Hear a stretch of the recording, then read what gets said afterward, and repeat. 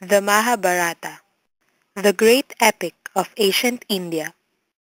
The Mahabharata, composed between 300 BC and 300 AD, has the honor of being the longest epic in world literature, 100,000 two-line stanzas, making it 8 times as long as Homer's Iliad and Odyssey together, and over 3 times as long as the Bible.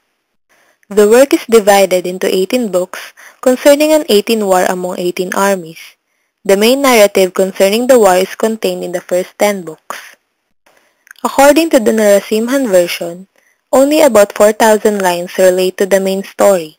The rest contain additional myths and teachings.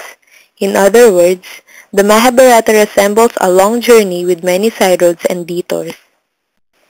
The title may be translated as the Great Tale of the Bharata Dynasty. Bharata was an early ancestor of both the Pandavas and the Kauravas who fight each other in Great War.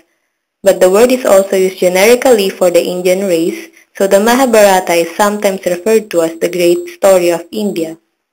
Traditionally, the authorship is attributed to Vyasa, who appears infrequently to give advice in the poem.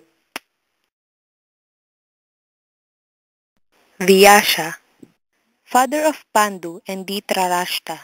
He appears infrequently to give advice. Bhishma, half-uncle by marriage of Pandu and Dhritarashtra. Dhritarashtra, a weak, feeble, and blind king, the father of Duryodhana and the Kauravas. Gandhari, stately and majestic queen of Dhritarashtra. Yudhishthira, good and loyal leader of the Pandavas, rightful heir to the throne. Bhima, the strongest of the Pandava brothers. Duryodhana, proud and unyielding leader of the Kaurava. Karna, the proud and fearless archer. Krishna, supporter of Pandavas and avatar of Vishnu, ever striving for righteousness and peace, and unrelenting in war. Dusashana, fierce and fiery standout among the wrathful sons of Dhritarashtra. Arjuna, the mightiest of warriors. The whole story of the work is a dynamic struggle for the throne of Hastinapura, the kingdom ruled by the Kuru clan. The two collateral branches of the family that participate in this struggle are the Kaurava and the Pandava. The eldest of the two branches both claim to be in line to inherit the throne. The struggle culminates in the great battle of the Kurukshetra, in which the Pandavas are ultimately victorious.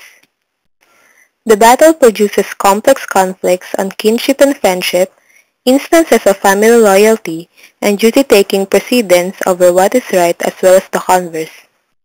The Mahabharata ends itself with the death of Krishna and the subsequent end of his dynasty and the ascent of the Pandava brothers to heaven.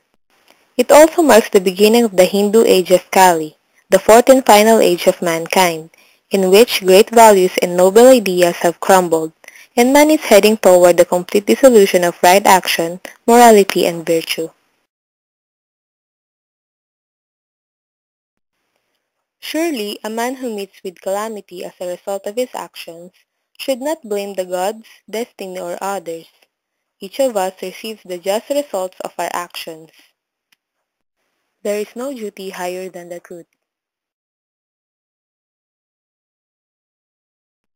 The Mahabharata is distinguished from all other Sanskrit literatures by its grand simplicity and unpolished narrative of the great deeds of godlike kings.